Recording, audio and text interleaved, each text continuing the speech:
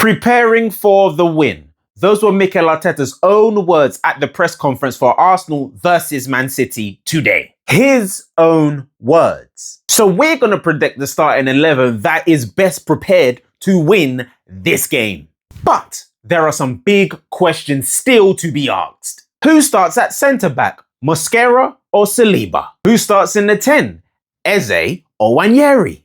Don't count out Mikel Marino as Mikel Arteta absolutely loves him. And is Saka set to miss his second home game in a row against City? He had encouraging updates on Saka, Odegaard and White ahead of this game, which I will update you on. I'm your host Dini. Welcome back to Arsenal TV for your Arsenal predicted 11 and make sure you're subscribed. All right, this video starts right now.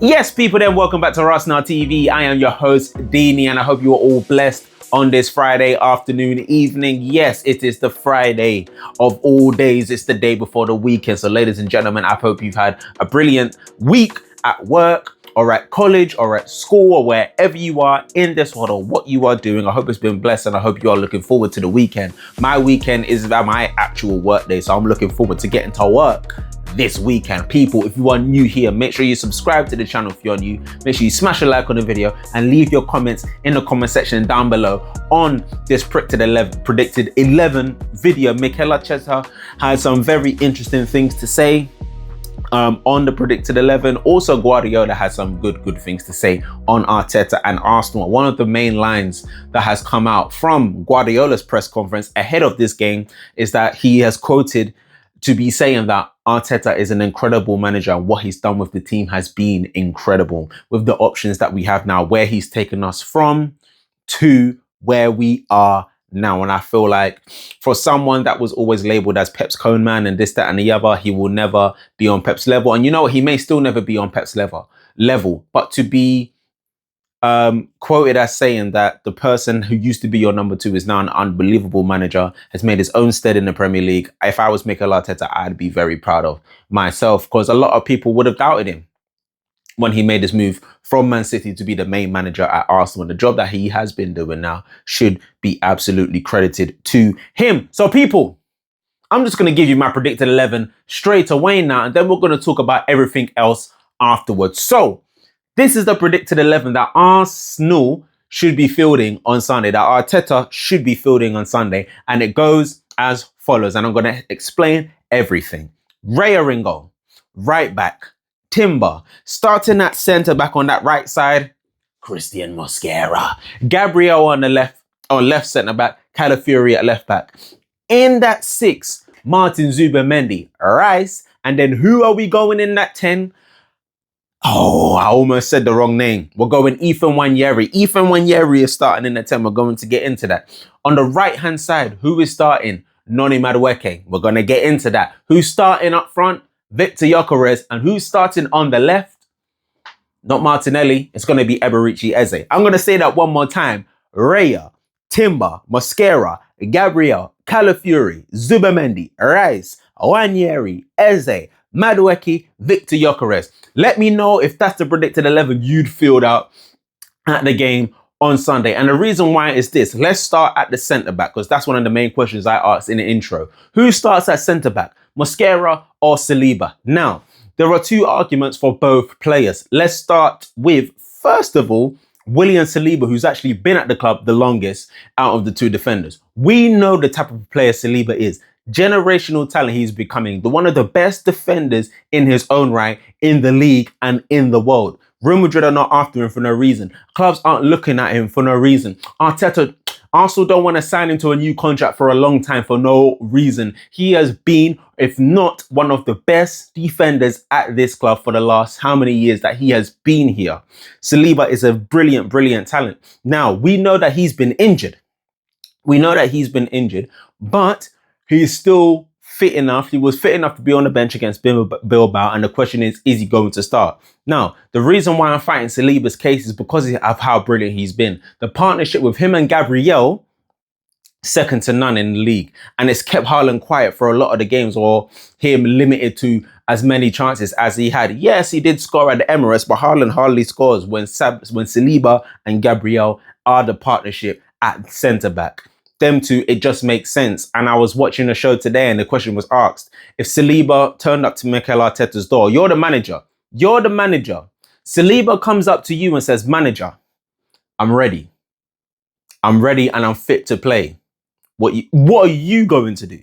That's the question. What would you do if you was the manager and Saliba comes to your door and says, manager, I'm fit to play? Do you drop Mascara, whose argument I'm now going to fight now? Because since he's come in as a youngster, even when I was talking about him on the Arsenal transfer centre, and one of the reasons why I wanted him in the team, because he said he wasn't afraid to come and compete with the likes of Saliba and Gabriel for the centre-back position. He wanted to fight and become a starter. That's exactly what he's done since he's come in. In the press conference today, Mikel Arteta spoke about Christian Mascara and how confident he's been as a youngster, how he's imposed himself, and how he's done exactly what he needed to do to get a starting position in this team. He's kept Saliba not out of the team. He's kept Saliba out of my mind. Do you get what I'm saying? He's kept Saliba out of my mind because the fact that he's been that good, I've been like, yo, Saliba, take time, brother. Take time. You're not if you rush. We have a man right, yes, sir. And he's good. And he's very, very good at what he does. Now, the question is, do I want young Mascara against Erling Haaland? Why not? Let him do his thing. And he's fit right now. And he's fit and ready right now. Erling Haaland is on fire right now. And I need two fit defenders that are ready to right now take on that challenge. That's Mascara and Gabriel. That's why I'm starting Mascara. Now, why am I starting Eze? No, Wanyeri in the 10 instead of Eze, because I had a thought in my mind, maybe start Eze in the 10 and put Martinelli on the left. And the reason why that was my thinking at one point was because of the fact that Martinelli had a decent performance midweek when he came on against Bilbao, got the goal and an assist. Do you know what I'm saying? So back in the day, I might be like, you know what? With that performance midweek, do you deserve a start on Sunday? Now, it was only 20 minutes at the end of the day for Martinelli, but he did impact the game. And I feel like that's going to be Martinelli's role in this game, again, is to impact the game off the bench with the speed and with the power. And then I think he will get a start against Port Vale when we face them midweek in the Carabao Cup. And Wanyeri deserves to start. There's two reasons why. One, last season, when it was the home game for the 5-1 and this, that, and the other, I would have been more than happy for Wanyeri to start that game. Odegaard wasn't in the best vein of form and we wanted to change. I know I wanted to change at the time as well.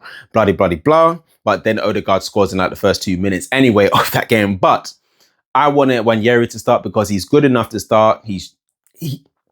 That's the role he's going to be used for predominantly this season, is a central attacking midfielder role other than the right-hand side, which is going to be contested between Madueke and Saka. We know that. Also, Arsenal released on their Twitter account today, and it's probably on their website as well, Wanyeri talking about his goal against Man City when he curled it into the bottom left corner against Ortega at the time. They posted that, so I'm thinking, if you're going to make him talk about his goal on the website and everything else, surely you got to start him. You can't get the kid to talk about his goal on the website, how good it felt to beat Man City, what he wants to offer, then you give him the contract, say you're going to give him more minutes, and he wants to start in games like this.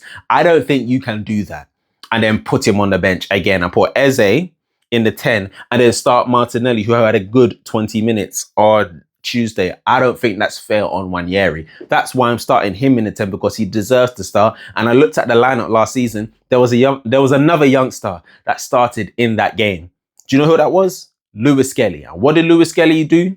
As he started that game, he had a brilliant performance and he also scored a goal in that game. So I feel like Wanyeri is more than capable to start in this game for the Arsenal. And then obviously Eze on the left. Why am I starting Eze on the left? It should be self-explanatory. Even because I would have been more than happy to put him in the 10 and Martinelli on the left. The fact that Eze now, even though I don't want him on the left, me personally, I'd rather him contesting that middle part. But he can play on the left.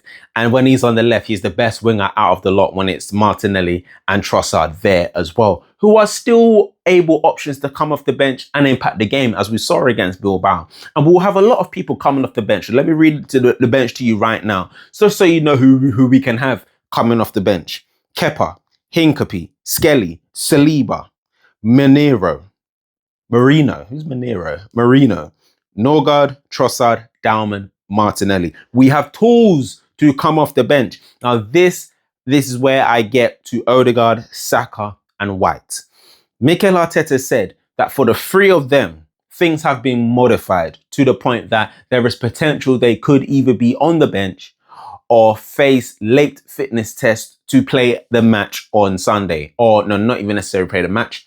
I think be on the bench at least. I don't think any of them, even if they were on the bench, would get minutes on Sunday. Because one, I mean, Odegaard didn't play midweek. Saka hasn't played for so long. White hasn't played for so long. I don't think it would be right to put these players in a high-pressured game like this on Sunday at Man City. We have more than enough.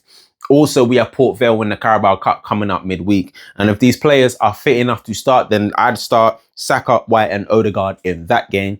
Bring them off around 50, 60 minutes and bring the players on that are fit and firing, in my humble opinion. So, let me go through the starting 11 with you one more time. Raya in goal, Timber, Mosquera, Gabriel and Calafiori as our back four. In the midfield, we're going Zubamendi, Rice and Nwaneri. Then we'll go in Madueke, Eze on the left, Gyökeres down the middle with the substitutes of Kepa, Hincapie, Skelly, Saliba, Marino, Norgard, Trossard, Dalman and Martinelli to come off the bench if we are struggling. But people, we shouldn't need to be struggling. Let me put my phone down now. Bomba. Yeah, let me tell you something. We shouldn't be struggling simply because we need to go and post them.